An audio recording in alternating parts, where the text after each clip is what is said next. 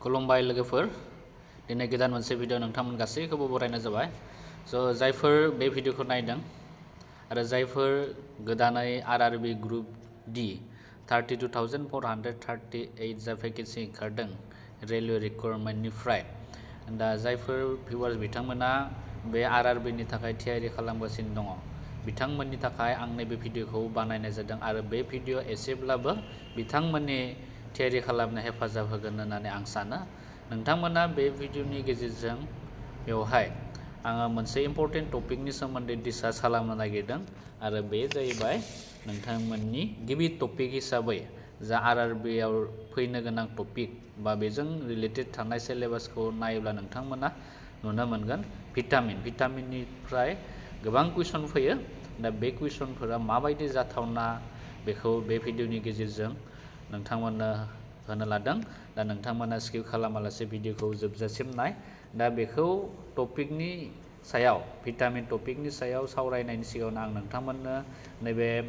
जा भेकेन्सि फोसावनाय बे भेकेन्सि फोसावनायनि एसे सुंद' डिटेल्सखौ होनो नागिरदों दा बेवहाय रेलवे रिक्रुइटमेन्ट बर्डआ मोनसे फोसावबाय आरआरबीआ मोनसे भेकेन्सि फोसावदों दा बेवहाय नोंथांमोना नुनो मोनदों बे जाबाय लेभेल 17 सिपिसि पे मेट्रिक्स बेनिफ्राय दा जायफोर एसपायरेन्टफोरा आरआरबीखौ खालामाखै बिथांमोना नैबे 1 मार्चनि सिगाङावनो खालामनानै लानो नाजा डेटखौ एक्सटेन्ड खालामना होनाय जादों दा लास्ट डेटआ बेवहाय नोंथांमोना नुनो मोनदों बेवहाय 22 फेब्रुवारिमोन नाथाय बेखौ एक्सटेन्ड खालामनानै 1 मार्चसिमहालागै लांबाय दा नोंथांमोना जुदि सिगाङाव खालामाखैमोनबा बा खालामनाय उसुबिदा जादोंमोनब्ला बे साननैसोनि गेजेराव आरआरबीनि जा भेकेन्सि ओंखारनाय बेखौ खालामनानै ला आरो बेवहाय डिटेल्स अफ भेकेन्सि नैबे नोंथांमोना नुनो मोनदों इनिशियेल पेआ बेवहाय 18,000निफ्राय स्टार्ट जागोन आरो एजनि लिमिट होनाय दङ 18 to 36 इयार्स आरो टटेल भेकेन्सि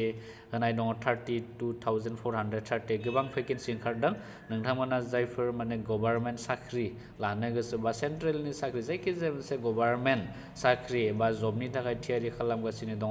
नोंथांमोना नैबे मोनसे आरआरबीनि मोनसे मोजां अपरचुनिटि बेखौ नोंथांमोना दानिफ्राय प्रिपारेसन खालामब्लाथाय नोंथांमोना क्वालिफाइ खालामनो हागोन होननानै आं सानो आरो दा बेवहाय आं भिडिअ बानायनायनि गुबै थांखियानो जाहैबाय नोंथांमोननो नैबे जा आरआरबीआव जा सिलेबास दङ बे सिलेबासखौ नायनानै नोंथांमोना मोनसे सिरिज बायदियै भिडिअ लाबोनो नागिरदों नोंथांमोना गोरलै सलुसनजों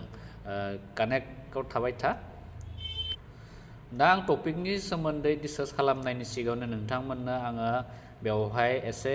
सिलेबासनि सायाव सावरायग्रोनो नागिरदों बबे टपिकनिफ्राय बा माबोरै कुइसनफोरा फैयो एबा बेसेबां मार्क्सफोरा कुइसनफोरा फैगोन बेनि सोमोन्दै एसे बुंग्रोनो नागिरदों दा नैबे रेलवे रिक्रुइटमेन्ट बर्डनि जा भेकेन्सि फोसावनाय बिसोरो माबायदि केन्डिडेटफोरखौ सायख'नाय जागोन बेनि बागै आं एसे नैबे भिडिअनि गेजेरजों बुंग्रोनो नागिरदों नोंथांमोना गोबाङानो मिथिखागौ जानांगौ आरो जायफोर मोनथिया माबायदि रिक्रुइटमेन्ट प्रसेसआ माबायदि बेनि बागै मिथिना लानाया मोजां दा बेवहाय नोंथांमोना नुनो मोनदों बेवहाय नैबे बि नाम्बारखौ नोंथांमोना नायब्लानो जाहैबाय आरो बेवहाय ए नाम्बाराव दङ candidate should apply only through online mode through any of the official website of the RRB multiple application by a candidate will lead to rejection of the all application and department दा नोंथांमोना online खालामनो नांगोन बेखौ जा application खालामनो नांगौ form fill up खालामनो नांगौ एग्जामनि थाखाय दा बेफोर जाबाय अनलाइन मड जाजोबगोन आरो नोंथांमोना जुदि खालामाखैबा बे साननैसोनि गेजेराव खालामनानै ला बेनिफ्राय आरो बेवहाय नोंथांमोना माल्टिपल बेवहाय खालामनो हानाय नङा बेवहाय वेबसाइटनि होनाय दङ आरआरबीनि बे लिंकआव थांनाय नोंथांमोना थांनो नांगोन आरो बेवहाय जन दङ बे जन वाइज नोंथांमोना खालामनो हागोन दा गुवाहाटि जन दङ बिदिनो गुबुन गुबुन जनफोर दङ नोंथांमोना जोंनि आसामाव थानानै खामानि मावनो गोसो दंबा गुवाहाटि जनखौ सेलेक्ट खालामनानै बिथिंजाय प्रसेसखौ एप्लाइ खालामनायनि प्रसेसखौ थांनो हायो बेनिफ्राय दा बेवहाय बि नाम्बाराव दङ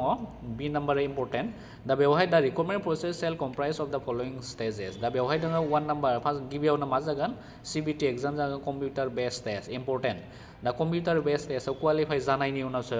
नेक्स्ट प्रसेसआ फैगोन नेक्स्ट टेस्टआ फैगोन फिजिकेल एफिसियेन्सि टेस्ट PET जायखौ होनना बुंनाय जायो बेनिफ्राय डकुमेन्ट भेरिफिकेसन नायगोन बेनिफ्राय मेडिकेल एग्जामिनेसन नायगोन बे मोनब्रै स्टेजआ दङ दा नोंथांमोना फिजिकेल टेस्ट डकुमेन्ट भेरिफिकेसन आरो मेडिकेल एग्जामिनेसनखौ बाद होनानै नैबे जा रिटेन एग्जाम बे रिटेन एग्जामिनेसना मेइन CBT जाय माने कम्पिउटारजों होनो नांगोन नोंथांमोना एग्जामखौ दा बेखौनो बे भिडिअनि गेजेरजों आङो टपिक वाइज नोंथांमोननो फोरोंनो नागिरदों दा बेवहाय CBT टेस्टआव दा सिलेबासफोरा होखानाय दङ माबायदि जागोन एग्जाम पेटार्नफोरा बेसेबां मार्क थागोन बेखौ नोंथांमोना नायदोनैयाव दा number of question is of 1 marks from दा गासैबो सोंथियाव 1 नम्बर थागोन बेवहाय दा जेनेरेल साइन्सआव गासै 25 कुइसन थागोन आरो मोनफ्रोमबो कुइसना 1 मार्क्स जागोन बेनिफ्राय मेथामेटिक्स थागोन 25 जेनेरेल इन्टेलिजेन्स एन्ड रिजनिं बे जागोन 30 बेनिफ्राय general awareness and current affair बे जागोन 20 दा टोटेल नाम्बार अफ कुइसना गासै 100 थागोन आरो 100 मार्क्सनि जागोन दा 100नि मादाव नोंथांमोना खमैबो 80नि सायाव लाखिनो हानाया मोजां जायो अब्लाना काट अफआव थानाया चान्स जायो बेनिफ्राय दा बेवहाय लिरबावनाय दङ there will be negative marking and 1/3 marks shall be deducted for each wrong answer दा बेवहाय नेगेटिभ मार्किं होनाय दङ दा नोंथांमोननि फिननाया जुदि रं जायोब्ला बेवहाय 1/3 मार्क्स नेगेटिभ माने दाननाय थांगोन दा बेखायनो मोनथिनायखौ हो आरो मोनथियाब्ला बेखौ होनो नाङा नोंथांमोना दा बेवहाय आरो दंबावो बेवहाय जा सिलेबासफोर दा बेवहाय बुंबावदों नोंथांमोना नेयाव जा नुदों नोंथांमोना मेथामेटिक्स होननाय लोगो दा मेथामेटिक्सआव नोंथांमोना मा नायनांगोन जेनेरेल साइन्सआव मा नायनांगोन बे कमप्लिट होनाय दंखायो मेथामेटिक्सआव नोंथांमोना नाम्बार सिस्टेम बटमास डेसिमेल फ्रेक्सन LCM HCF दा बेफोरनि कुइसनफोरखौ नांगौब्ला नोंथांमोना कमेन्ट सेक्सनाव कमेन्ट खालामजों डिसकास खालामगोन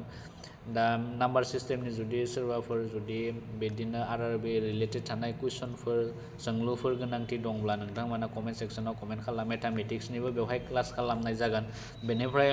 नोंथांमोननि डिमान्डनि सायाव जागोन क्लासफोरा नोंथांमोना कमेन्ट्स खालाम भिडिअखौ जायफोर RRB देग्लायनि जा ग्रुप D भेकेन्सि ओंखारनाय बेखौ प्रिपारेसन खालामबाय थानाय लोगोफोरनो शेयार खालामनानै होनो हायो आरो बेवहाय दङ जेनेरेल इन्टेलिजेन्स एन्ड रिजनिं बेवहाय दङ टपिक्सफोरा नोंथांमोना नायनानै ला बे टपिक्सफोर बायदियै नोंथांमोननो जुदि गोनांथि दंब्ला जों फोरोंनानै होनो हायो बेनिफ्राय जेनेरेल साइन्स दङ दा सिलेबास आन्डार दिस सेल कभार फिजिक्स दा फिजिक्स होननाय लोगो बेवहाय गोबां माने फिसा टपिक दङ केमिस्ट्रि होननाय लोगो गोबां फिसा टपिक थायो life science of 10th standard level CBSE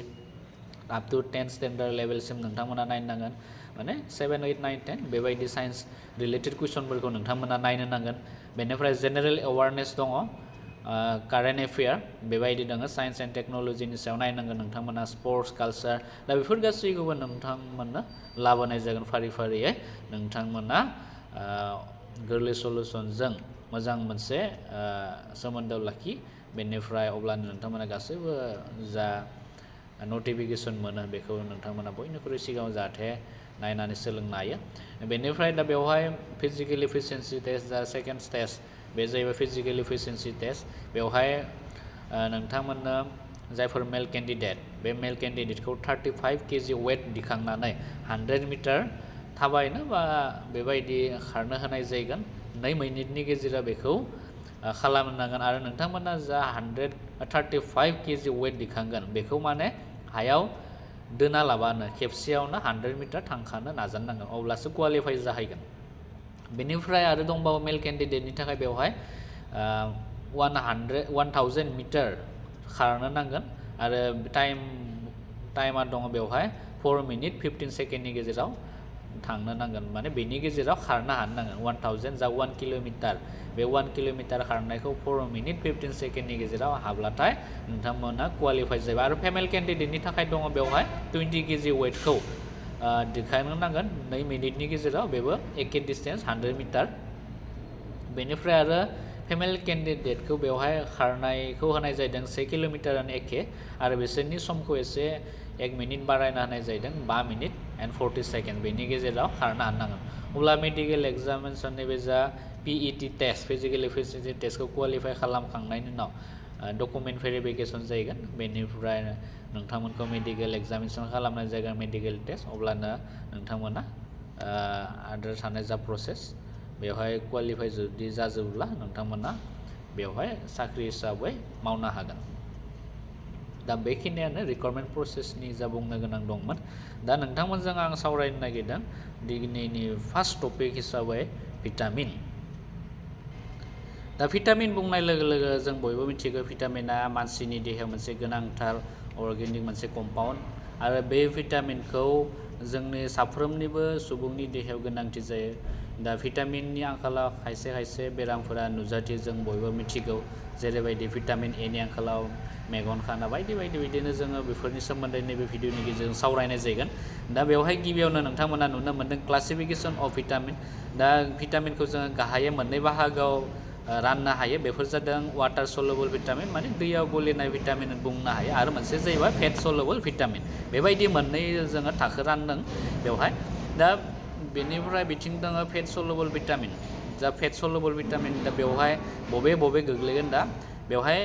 सोंथि फैनो हायो which of the following are fat soluble vitamin अब्लाना नोंथांमोना बेखौ होनो नांगोन बा बेवहाय बेलेग भिटामिनबो थागोन वाटार सलुबल मिक्स जानानै थागोन दा बेनि मादाव सेलेक्ट खालामनाय फैयो दा इम्पर्टेन्ट नैबे नोट्सआ फेट सलुबल भिटामिना जाबाय vitamin A D E and K बे मोनब्रै भिटामिना जाहैबाय फेट सलुबलाव गोग्लैयो आरो बेवहाय लिरबावनाय दं this are stored in adipose tissues and hence are called fat soluble vitamin बेखौ जोङो टिस्युफोराव स्टोर खालामनानै दोननो हायो बे फेट सलुबल भिटामिनखौ दा बेखायनो बेखौ बुंनाय जादों आरो फेट सलुबल भिटामिन होननानै बेनिफ्राय वाटार सलुबल भिटामिन दङ बेवहाय भिटामिन बि ग्रुप बेनिफ्राय भिटामिन सि बेफोर गासैबो वाटार सलुबल भिटामिन आरो बे जा वाटार सलुबल भिटामिनखौ जोङो जोंनि बडियाव स्टोर खालामना दोननो हाया दा बिसोरो नैबे जा बि ग्रुपनि जायफोर भिटामिन दङ सि ग्रुपनि जायफोर सि भिटामिन दङ बेफोरो इउरिननि गेजेरजों थामहिनबा हासुदैनि गेजेरजों बेयो जोंनि बडिनिफ्राय ओंखारनानै थाङो बेनिफ्राय बेखायनो जोंनो कन्टिनिउ माने बि आरो सि भिटामिननि गोनांथि जायो दा जोङो कन्टिनिउ बि आरो भिटामिन बि आरो भिटामिन सि थानाय आदारफोरखौ जोङो सानफ्रोमबो जानो हायोब्ला मोजां जायो बेफोरखौनो लिरनाय जादों बेवहाय दा बेवहाय नैबे कमन नेम आरो साइन्टिफिक नेम बेनिफ्राय बबे सर्सेसनिफ्राय जोङो बेफोर भिटामिनखौ मोननाय जायो बेखौ नोंथांमोना नैबे टेबोलखौ नायनानै ला आरो नोंथांमोना नट्स खालामलांनाया मोजां बेफोर नट्सआ गोबां हेल्प जागोन उननि थाखाय दा बेवहाय भिटामिन ए जाबाय फेट सलुबल आरो बेनि जा साइन्टिफिक नेम बे साइन्टिफिक नेमा जाबाय रेटिनल आरो बेखौ बबेनि फुड सोर्सनिफ्राय जोङो मोननाय जायो green लिफि vegetables नाट्स टमेट'स अरेन्जेस ripe yellow' fruits बेफोरखौ नोंथांमोना नायना लाब्लानो जाहैबाय आं बांद्राय बेखौ डिसकास खालामनो नागिरला बेनिफ्राय भिटामिन बि कमप्लेक्स माने बि कमप्लेक्स होनना बुङोब्ला बेवहाय गासै भिटामिना माने बि भिटामिना माखासे बेवहाय दंबावो बे 8टा दङ बे भिटामिननि टाइपआ दा बेफोर गासैखौबो लानानै बेखौ भिटामिन बि कमप्लेक्स जों बुंनो हायो बे भिटामिन बि कमप्लेक्सआव भिटामिन बि1 थायो भिटामिन बि2 थायो बि3 थायो बि5 थायो बि6 थायो बि7 थायो बि9 थायो बि12 थायो बे गासैबो 9 भिटामिन बिआव गोग्लैजोबो दा बेफोरनि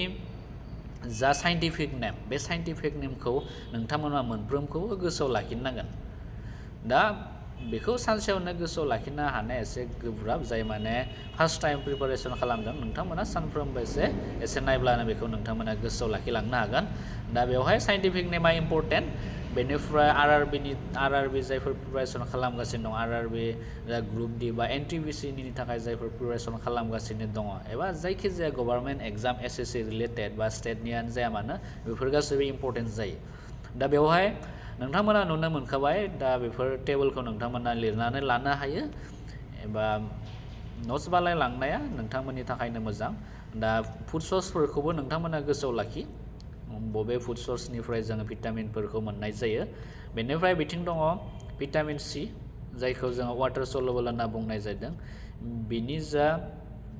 साइन्टिफिक नेम बे जाहैबाय एस्कर्बिक एसिड बुंनाय जायो एस्कर्बिक एसिड बेफोरखौ गोसोआव लाखि बेनिफ्राय फ्रेश साइट्रास फ्रुइट बेबायदि दङ बबेनिफ्राय मोननाय जायो फुड सोर्सेसफोरा मा बेखौ गोसोआव लाखिबानो जाबाय भिटामिन डि नि साइन्टिफिक नेम भिटामिन इ नि साइन्टिफिक नेम भिटामिन के नि साइन्टिफिक नेम बेफोरखौ गोसोआव लाखिब्लानो जाबाय बेनिफ्राय दा बे थांबाय टेबोला गोबां इम्पर्टेन्ट बेखौ गोसोआव लाखिब्लानो जाबाय बेनिफ्राय नेक्स्टआव दङ बेनिफिट्स अफ भिटामिन दा बेनिफिट्स अफ भिटामिन्स होननाय लोगो लोगो जों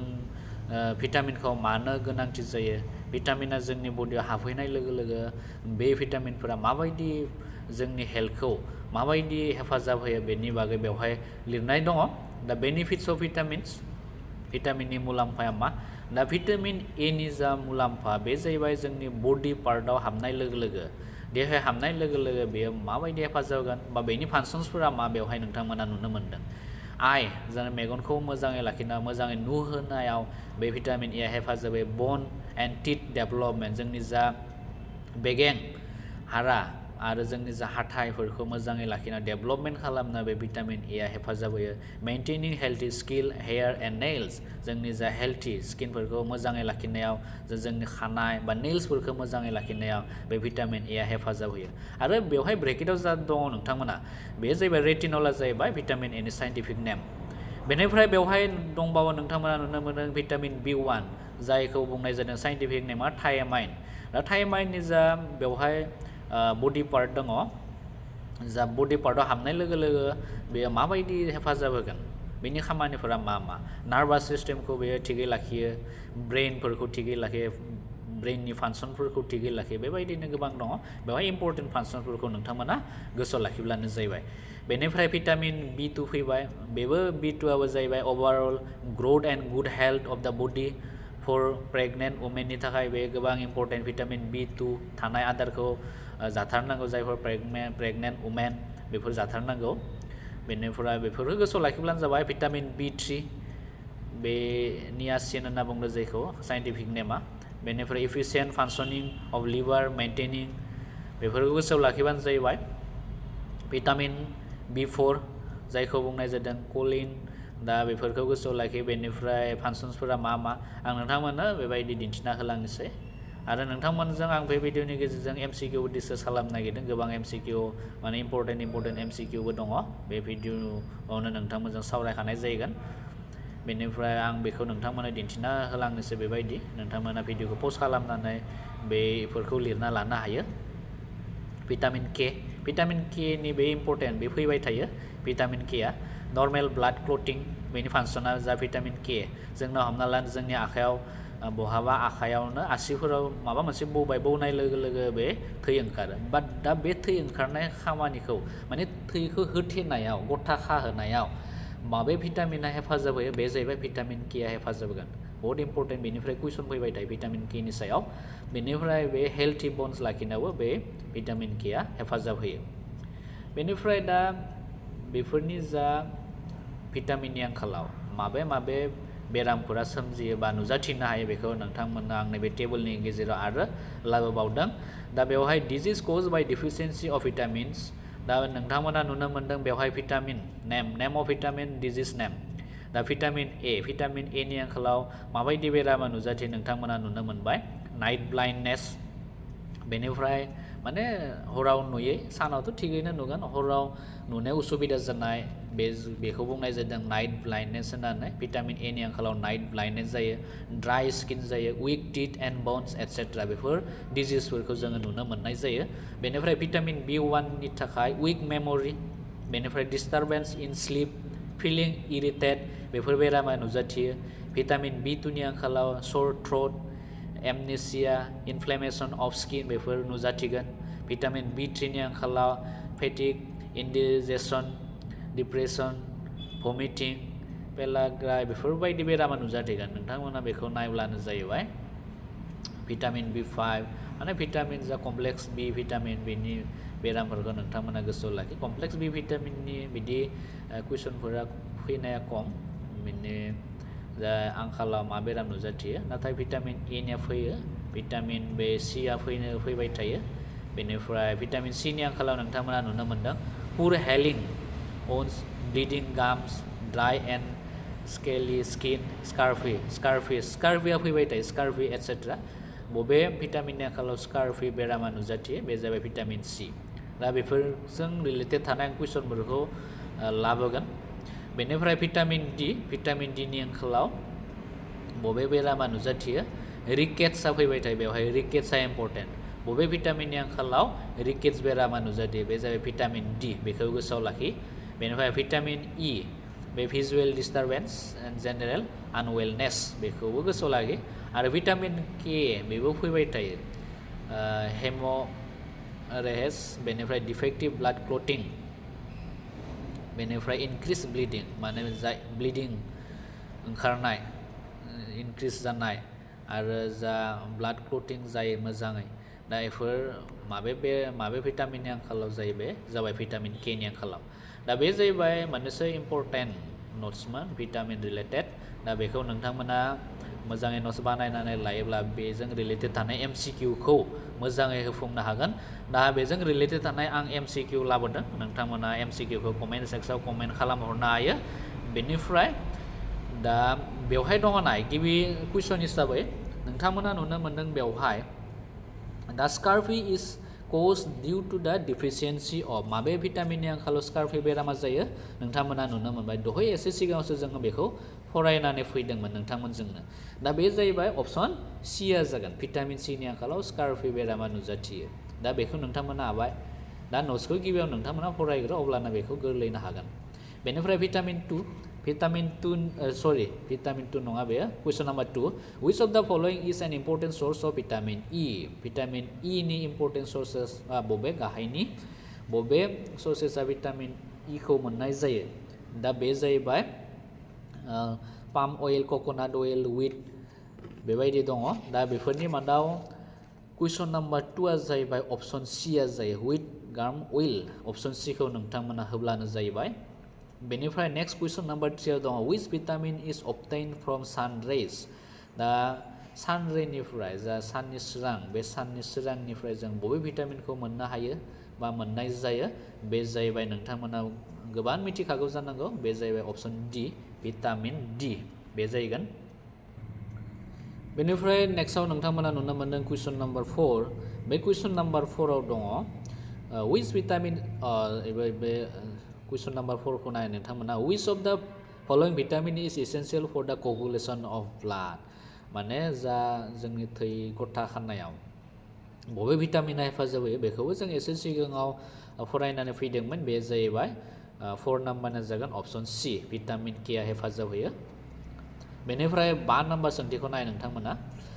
ब्लिडिं अफ गाम्स फलिं अफ टीथ बेफोर जानाय बेराम fragile bones and delayed own hearing occur due to the deficiency of which one of the following vitamins बबे भिटामिननि आंखालाव बे बेरामा नुजाथियो अब्ला 5 नाम्बारा मा जागोन बे जाहैबाय भिटामिन C नि आंखालाव जायो बेखौ गोसोआव लाखि बेनिफ्राय 6 नाम्बाराव दङ which of the following vitamins is known as ergochaliciferol दा माबे जागोन बेनि जा कुइसन नाम्बार 6 बे कुइसन नाम्बार 6 नि आन्सारा जाहैबाय अप्शन A भिटामिन D2 बेखौ गोसोआव लाखिबानो जाहैबाय बेनिफ्राय next question number 7 in human body vitamin A is store in जोंनि जा बडिनि सिङाव देहानि सिङाव भिटामिन A आ बबेयाव स्टोर जाना थायो दा कुइसन नाम्बार 7 आ गोबां इम्परटेन्ट बेनिफ्राय दा बे जाहैबाय अप्शन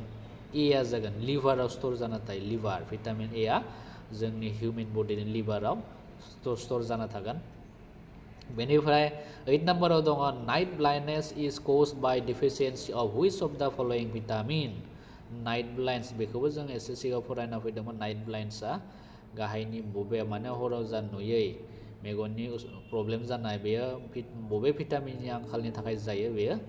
दा बे जाहैबाय 8 नाम्बारा नोंथांमोननि राइट एन्सारा जागोन भिटामिन A अप्शन D आ जागोन राइट एन्सार बे RRB NTPC SSC फोराव फैनाय बे कुइसना बेनिफ्राय नेक्स्ट कुइसन नाम्बार 9 खौ नोंथांमोना नाय दा बे 9 नाम्बारा जाबाय दा vitamin which is water soluble and generally excreted in urine is दा गाहायनि बबे भिटामिना वाटार सलुबलबो जायो आरो बेयो इउरिन माने हासुदैनि गेजेरजों बाहेर जालाङो दा बेखौबो नोंथांमोना सोलोंखाबाय दा कुइसन नाम्बार 9 आ जाहैगोन भिटामिन C आ जाहैबाय वाटार सलुबल भिटामिन बेखायनो आरो बेखौ जोङो हमथाना लाखिनो हाया जोंनि हासुदैनि गेजेरजों बेयो बाहेर जालाङो SSC आव फैदोंमोन बे कुइसना बेनिफ्राय कुइसन number 10 in which of the following vitamin is present एस्टआव जा भिटामिन प्रेजेन्ट थानाय बबे भिटामिना थागोन बे सोंथिया बिदि सोंदों RRB NTPC आव फैदोंमोन बेयो दा 10 नाम्बारनि एन्सारा जाहैबाय ऑप्शन डी जागोन बी कम्प्लेक्स बे जायो बेनिफ्राय नेक्स्ट सोंथिया जाहैबाय retinal is found in which vitamin retinal बे जाहैबाय मोनसे scientific name of vitamin A जों मिथिखादों बेखौ आरो सोलोंना फैखादों नैबे भिडिअनि गेजेरजोंनो फार्स्ट टपिकआव बेखौनो सोलोंदोंमोन जोङो 11 ना बबे जागोन दा 11 जाहैबाय ऑप्शन डी भिटामिन ए आ जाहैगोन बेनिफ्राय नेक्स्टआव दङ मिल्क इज ए पुर सोर्स अफ दा मिल्कआव नोंथांमोना नुनो मोनो ऑप्शनफोरखौ जा गाइखेर दङ गाइखेराव बबे माने बांसिन खम बिबांनि थायो केलसियाम प्रोटीन भिटामिन सी बेनिफ्राय कार्बोहाइड्रेट दङ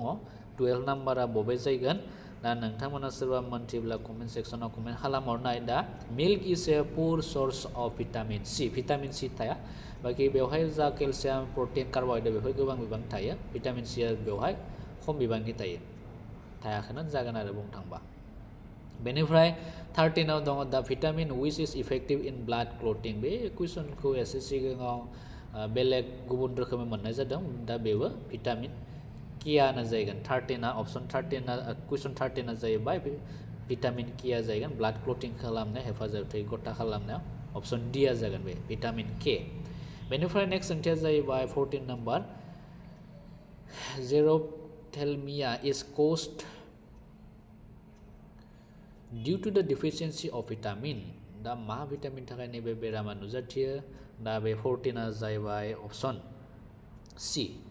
ए भिटामिननि आंखालाव बे बेरामा नुजाथिगोन बेनिफ्राय 15आव दं